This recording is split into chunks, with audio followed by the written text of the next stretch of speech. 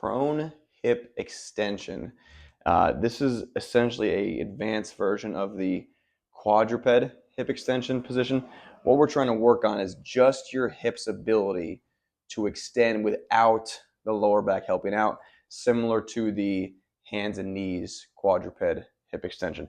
So when we're in this position, as you can see from the video, there's two ways to do it, either knee bent or knee straight. When my knee is bent, I find it a little bit easier, though it is kind of user's choice there. Your program will specify which one you're doing. From this position, I'm trying to make sure as I lift my knee off the ground that I'm pushing my abs and my ribs down into the ground and that my low back is not doing any work.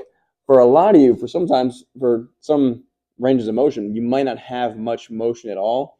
This might just be, hey, I'm going to try to squeeze the glute here as much as I can and try to lift that off, even if my lift off is only here, okay? Now, if that's the case, we're going to need a little more range there, and we need to get back on those hip extension pails and rails.